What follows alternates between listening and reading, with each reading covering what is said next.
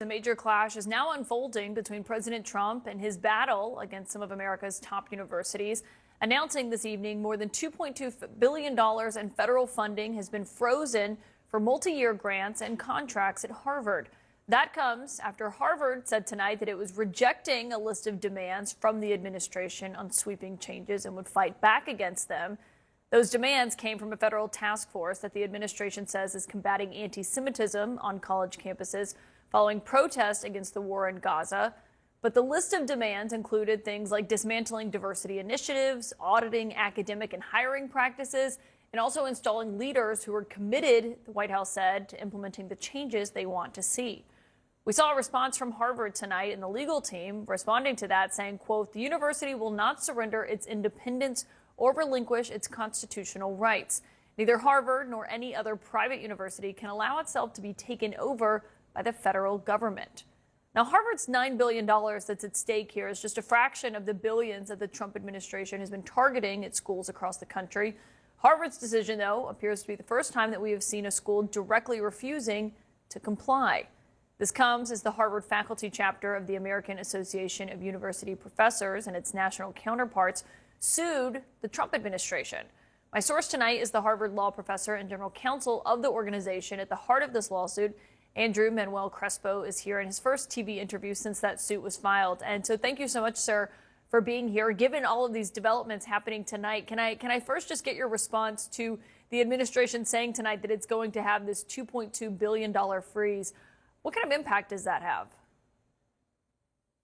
Well, thanks so much for having me. And while this cut is obviously deeply disappointing and a real blow, not just to Harvard, but to higher education across the United States, it's not exactly unexpected. The Trump administration has been threatening to withhold and then withholding millions and then billions of dollars from some of the leading institutions of higher education in the country.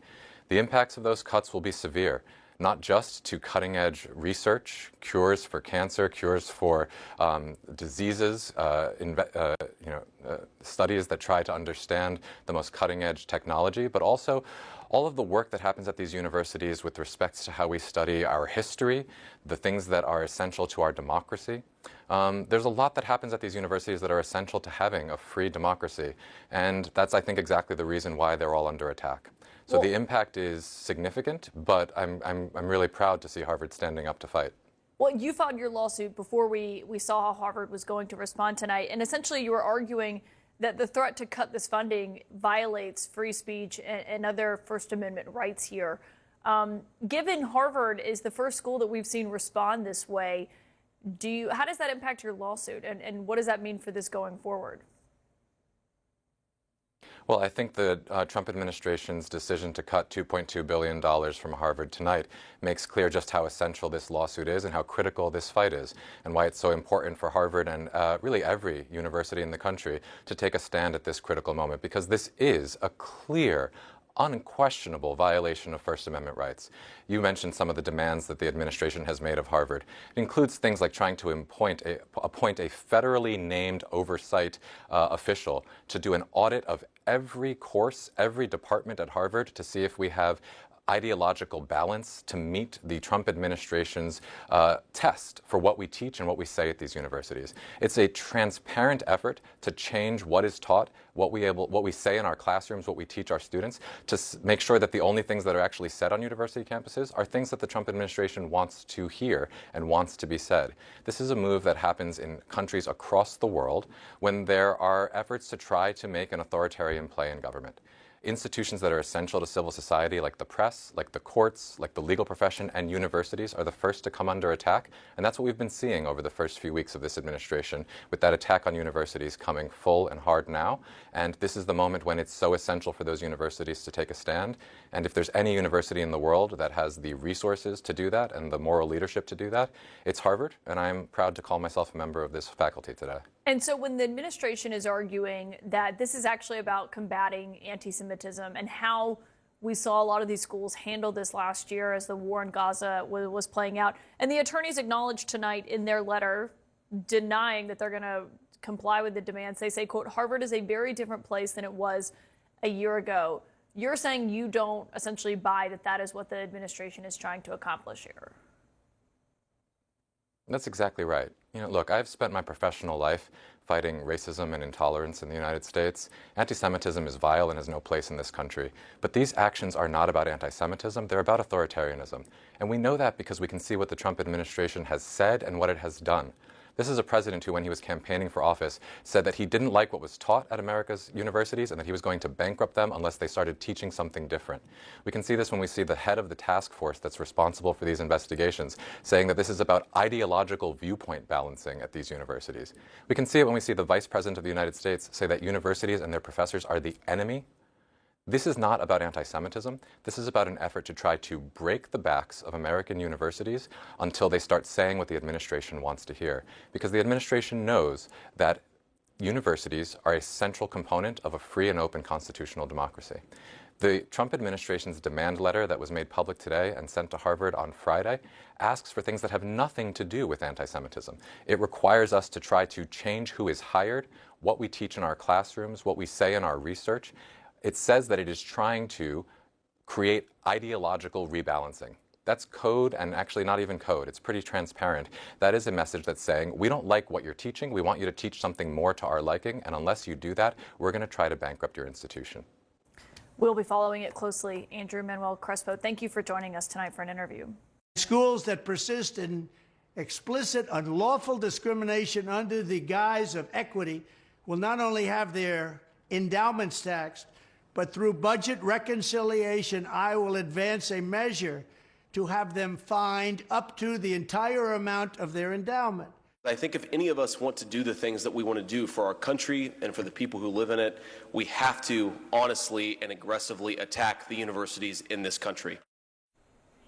Joining the group chat today, Phil Mattingly, CNN anchor and chief domestic correspondent, Gabby Birnbaum, Washington correspondent for the Nevada Independent, and Kevin Fry, Washington correspondent for Spectrum News, New York 1.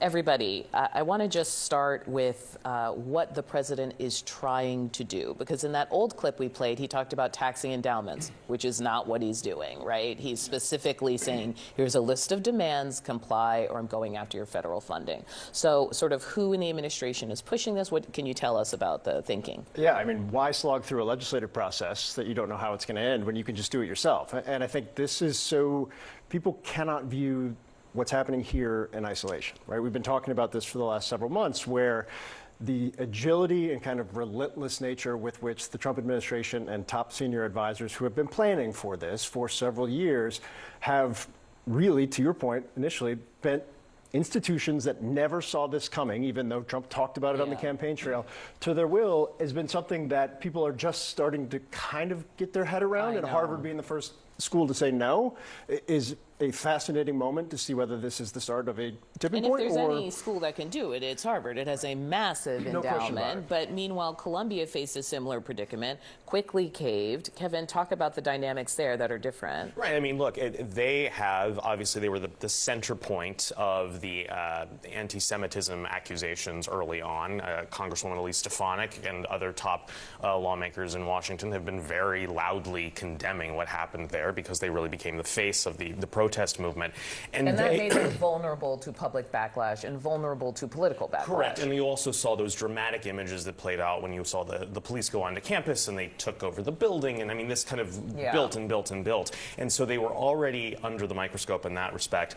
And then they come in and they basically comply with a lot of what the administration is looking for, including sort of this mask ban and other sort of curriculum oversight, including on their Middle East studies program. And then on top of that, there's now conversations about whether or not there should be some sort of judicial oversight of whether or not they are in compliance. Right. I don't want to just skip by some of the things you said. Oversight into actual curriculum. So we want to tell you, or at least be able to look at what you're teaching, which is ironic since they're kind of dismantling the ed department. But they want to do this in higher ed. Democrats and their allies coming to universities' defense. Here's a sense of what they've been saying. Is putting pressure on universities as well. Good news is Harvard University today said, go to hell. That may break the fever. I really hope it does. I do know this. If Harvard had capitulated, I really fear for what next year would be. There are things that matter more than simply the size of one's endowment. We need the presidents to be banding together and standing up for free expression. Gabby, I probably could have stopped with Clyburn because he really lays out the stakes. But what are you hearing in congressional delegations? What are you hearing in your reporting about people seeing this as like a pivotal moment? I think Democrats in general have been waiting for somebody, some institution, some group to stand up and say, you know, we're not going to abide by this. And I think Harvard, right, the big dog of academia doing it, I think we'll see, but I would imagine gives permission for some smaller universities, those with endowments that aren't as large, that don't have that, you know, multiple hundreds of years history to say we can outlast any one political moment or administration, to sort of band with them. And I think we'll see some former Biden legal officials have talked about law firms need to do the same, that if they stand together, it'll be easier to stand against some of this rhetoric and action coming from the Trump administration. And so I'll see what moves forward.